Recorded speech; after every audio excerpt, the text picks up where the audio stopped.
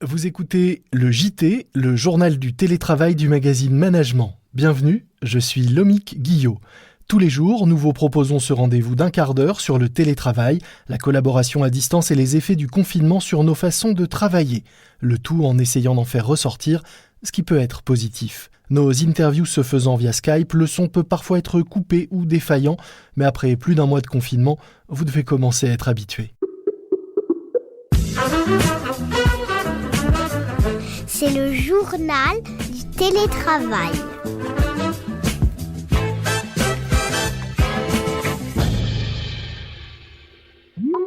Aujourd'hui, je suis en ligne avec Jean-Christophe Conticello, PDG de Wemanity, une agence de conseil spécialisée en transformation agile qui depuis 2013 accompagne les entreprises dans leur transformation. Bonjour Jean-Christophe. Bonjour monsieur. Alors, le moins qu'on puisse dire, c'est qu'avec le début du confinement, les entreprises ont dû faire sans les conseils de cabinets comme le vôtre pour se transformer d'un coup et passer en mode 100% télétravail. Nous, notre vision chez Wemanity depuis 2013, c'est une vision assez long-termiste à la base, à 2050, pour changer le monde du travail grâce à la force de l'agile, de l'innovation et de la coopération. Avec cette crise, je pense que dans la vision du changement des mentalités et de la façon de travailler, je pense qu'on a gagné 20-25 ans. C'est-à-dire qu'aujourd'hui, effectivement, je pense que les sociétés n'ont pas d'autre choix que de se transformer et que de s'adapter. Là, c'est vrai que le changement a été rapide et vraiment orienté télétravail. Mais d'un autre côté, c'était aussi quelque chose qui était à prévoir, qu'à un moment, les entreprises doivent accélérer avec le virus ou sans le virus, mais qu'à un moment, cette notion est de vraiment regarder juste qui est là à quelle heure, il fallait la changer. Et aujourd'hui, les entreprises sont obligées de s'adapter, de faire du télétravail et peut-être d'être plus sur la création de valeur que sur le présentiel. Quel est le premier conseil que vous donnez à vos clients quand vous les avez là depuis la crise et qui se posent des questions sur les bonnes façons de faire et les bonnes façons de réagir ? Le premier, c'est peut-être de garder une extrême proximité avec les équipes. Le sujet phare sur lequel on intervenait depuis ces 7 dernières années, c'était vraiment essayer de faire en sorte que les équipes travaillent beaucoup plus ensemble, beaucoup plus d'équipes interdisciplinaires et beaucoup moins de silos. Justement, aujourd'hui, nous, notre recommandation numéro 1, c'est vraiment de créer un maximum d'engagement et un maximum de proximité avec les équipes pour éviter qu'elles se retrouvent seules et qu'elles se retrouvent vraiment de côté. Déjà que physiquement, effectivement, tout le monde est seul.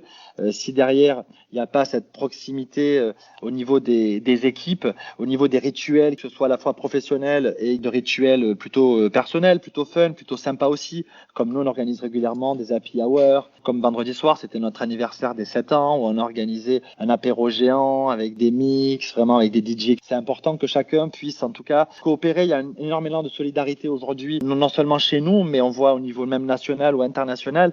L'idée, c'est qu'ils puissent aussi être en vigueur dans l'entreprise. Donc moi, je dirais vraiment un maximum de proximité avec les équipes pour vraiment avoir la meilleure collaboration possible. Est-ce qu'il y a des moyens dans cette période, de casser les silos et de favoriser la coopération entre les équipes ? Parce qu'on voit bien que malgré tout, on peut avoir tendance, quand on est en télétravail, à se recentrer sur son équipe habituelle et sur le noyau des gens avec qui on collabore au quotidien. Comment on fait pour essayer d'ouvrir au contraire et de faire collaborer plus largement alors que les gens ne sont pas physiquement ensemble ? Un des éléments principaux de l'agile, c'est de dire qu'il n'y a pas de recette miracle. Donc, je dirais, il y a tout un tas de systèmes. En tout cas, chez nous, en ce moment, on a mis en place les happy hours, les cafétérias, ou encore des cafés virtuels l'après-midi sur le format 14h, 14h30 sur Slack où des personnes peuvent dire, voilà, là, moi, j'ai une dispo. Est-ce que tu veux te mettre avec moi? On va prendre un café, etc. Voilà, voire même certains qui sont des fumeurs qui disent, voilà, on se fait la post-clope. Il y a des e-post-clopes où certains vont justement 2-3 fois dans la journée prendre une clope ensemble, discuter comme ils le feraient s'ils étaient sur place. Et tout ça, chez nous, ça n'a pas été mis en place ni par le marketing ou par les équipes de direction. Ça a été mis en place par les équipes eux-mêmes en disant, voilà, on a envie de ça et comment derrière on va s'adapter. Nous, en interne, on a plutôt été favorable à accélérer sur la collaboration entre les équipes en cette période de confinement. Et justement, il y a une grande proximité. Par exemple, tous les jours aussi, on a des séances de méditation, on a des séances de coaching sportif aussi que j'anime moi-même 2 ou 3 fois par semaine entre les différents pays. On va vraiment avoir beaucoup d'événements plutôt fun qui vont permettre aussi aux personnes de ne pas se retrouver seules et de pouvoir aussi partager autre chose que du professionnel. Et ça, ce sont des choses que vous conseillez également à vos clients, aux entreprises que vous accompagnez. Est-ce que ces bonnes pratiques que vous avez mises en place chez vous, vous essayez de les faire diffuser ailleurs ? Complètement. On parle même beaucoup d'écosystèmes qu'on a mis en place et vraiment on invite même beaucoup de nos clients à y participer. Et certains y participent déjà d'ailleurs. Et on organise aussi avec tous nos clients, une fois par semaine, ce qu'on appelle les Spark Breakfast, des formats d'échange de 45 minutes tous les vendredis matins, au cours desquels chacun va échanger sur la situation actuelle, comment il vit le confinement, professionnellement, personnellement, comment on peut les aider, comment est-ce qu'ils voient l'après-confinement, en tout cas le déconfinement. On essaye d'échanger un maximum avec nos clients et de les faire partager à la fois les problématiques à la fois professionnelles, mais également plus, je dirais, extra-professionnelles, afin de créer un maximum de partage avec eux et justement leur proposer nos bonnes pratiques et de pouvoir les mettre en place ensuite chez eux. Alors le déconfinement, vous en parliez, est-ce qu'il y a selon vous une bonne façon de l'aborder dès maintenant? Alors, non pas sur le plan sanitaire, c'est pas notre sujet, mais d'un point de vue d'organisation du travail, de la vie des entreprises et du retour à une nouvelle normalité? Ouais, ce new normal dont on parle beaucoup. Déjà, oui, il faut le préparer dès maintenant. Et d'ailleurs, c'est le cas de beaucoup de nos clients. Si je parle déjà d'avant le confinement, nous, comme on travaillait beaucoup à l'international, on intervient aujourd'hui dans 23 pays. On avait un gros projet de transformation en Asie, notamment en Chine. Et du coup, à partir de mi-janvier, on a commencé à voir les dégâts qui pouvaient arriver. Beaucoup d'entreprises ou beaucoup de personnes ne le voyaient pas arriver en Europe, ce qui, moi, me choquait parce que je me suis dit, on va pas vivre un second Tchernobyl. Le nuage s'est arrêté à la frontière française. Donc, évidemment, je me suis dit, ça va arriver aussi. On a commencé à parler de guerre à partir de fin janvier, début février et à mettre en place un plan d'intervention pour se préparer. On a créé des nouvelles offres dédiées à ce confinement et justement d'après-confinement. On a l'opportunité d'avoir des pays qui sont déjà passés par là, comme la Chine. Donc, l'idée, c'est de voir effectivement, comment ils fonctionnent, comment nos équipes travaillent ensemble. Et donc là, plus que jamais, la collaboration entre équipes, la coopération, l'agilité doivent être de mise parce que, là encore, l'après-crise, ou en tout cas l'après-crise sanitaire, évidemment, sera plus pareil. On parle évidemment de ce new normal. Pour moi, il va être très hybride. C'est-à-dire qu'il y aura du présentiel, il y aura du télétravail qui pourrait durer plusieurs mois, voire même davantage. Mais en tout cas, ce qui est sûr, c'est que la notion d'avant du présentiel, en tout cas, on l'a beaucoup en France, quoi. Je pense que 80% des entreprises en France fonctionnent encore avec des badges à l'arrivée, quoi, et avec des horaires. Je pense qu'il va falloir évoluer aussi peut-être vers un nouveau capitalisme, essayer d'être beaucoup plus frugal. C'est-à-dire on connaissait beaucoup de projets avant qui étaient des projets qui pouvaient durer plusieurs mois, plusieurs années avant de sortir. Je pense que ça aussi c'est terminé. Je pense que maintenant les entreprises devront beaucoup plus s'orienter sur des itérations plus courtes, comme on a l'habitude de le faire en mode agile, avec des sprints très resserrés, c'est-à-dire vraiment des temps de travail et de sortie de projet qui seront plus sur des durées d'une semaine, voire de 4 semaines, plus que sur des durées de 2, 3, 4 ans, dans la mesure où on voit très bien aujourd'hui que faire des plans sur la comète à 3, 4 ans, aujourd'hui deviennent obsolètes et que justement, il faut s'habituer à travailler avec l'incertitude. Aujourd'hui, on peut avoir des certitudes à 1 semaine, à 2 semaines, à 3 semaines. Je pense qu'au-delà, c'est très compliqué.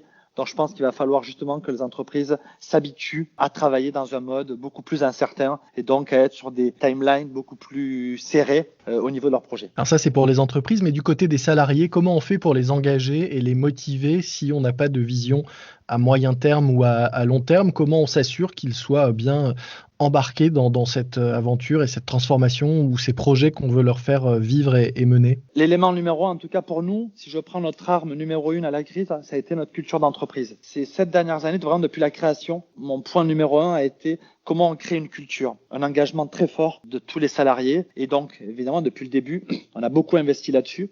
Nos équipes ont créé ce qu'on appelle des cartes sur notre vision, notre mission, nos valeurs, nos fondations. Et sur ces cartes-là, évidemment, on va retrouver tout ce qui nous caractérise, tout ce qui nous unit.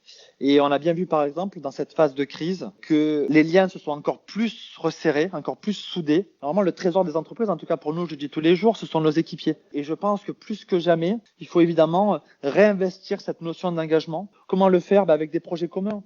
Nous, aujourd'hui, par exemple, en pleine crise, il n'y a quasiment aucune personne de l'entreprise qui peut dire qu'elle ne travaille pas sur un projet avec une équipe. Tout le monde a un projet commun. D'ailleurs, on n'a mis personne à 100% en chômage partiel chez nous parce que je voulais que tout le monde garde un lien avec l'entreprise. Évidemment, ça a un coût, mais pour moi, c'est pas un coût, c'est un investissement justement sur le futur. Et peut-être un autre point aussi qui est important, on le voit aujourd'hui avec le personnel médical, avec tous les gens du quotidien, des éboueurs à beaucoup de personnes dans le domaine de la logistique. Peut-être que des fonctions qui avant n'avaient que peu d'importance, pour certains, effectivement, qui pouvaient même être dans l'entreprise des sous-métiers, ce que nous, en interne, dans l'entreprise, on n'a jamais vraiment eu, parce que je toujours dit que la personne de l'accueil ou l'assistante de l'accueil avait un rôle aussi important qu'un directeur, parce que c'était la personne qui, justement, allait être capable de recevoir les personnes, les candidats, les clients, donc un rôle phare, et donc que personne ne soit oublié, comme les personnes qui font l'administratif. Sans eux, il n'y a pas de facture, et sans facture, il n'y a pas d'entreprise. Je dirais que dans beaucoup d'entreprises où cette notion-là a peut-être été souvent oublié, comme au niveau de la société. Peut-être qu'aujourd'hui, les entreprises pourraient redécouvrir que les métiers potentiellement les moins valorisés ont tout autant de valeur que d'autres qui avaient peut-être plus de lumière. Voilà. Une belle conclusion et une bonne façon de montrer comment on peut embarquer tout le monde dans un projet et autour de valeurs, si tant est qu'elles soient sincères et profondément ancrées dans le cofondateur comme ça a l'air, ou dans les fondateurs comme ça a l'air d'être le cas chez vous. Notre culture et nos valeurs ont été pour nous vraiment un élément phare de cette crise que nous vivons aujourd'hui. Et par exemple, pour prendre toutes les décisions, j'invite toutes mes équipes à avoir ces cartes de valeurs-là devant eux et de pouvoir justement prendre toutes les décisions en respectant nos valeurs. Et je pense que c'est ce qu'on fait depuis le début et j'espère qu'on pourra le faire en tout cas jusqu'au bout, quoi. Merci beaucoup Jean-Christophe Conticello. Je rappelle que vous êtes PDG de Womanity, une agence de conseil spécialisée en transformation agile. Je vous remercie beaucoup. C'est la fin de notre JT, le journal du télétravail. Un morceau à ajouter à votre playlist de confinement, She Works Hard for the Money de Donna Summer. Oui, parce qu'on travaille tous dur et certains bien plus que d'autres en ce moment pour essayer de gagner un peu d'argent. Et puis un podcast que je vous recommande, Guerre de Business, un podcast auquel j'ai la chance de prêter ma voix et dont la 3e saison vient tout juste de s'achever. Cette saison, maintenant complète, en 6 épisodes, raconte l'histoire du duel à mort entre 2 géants du numérique, Facebook et Snapchat.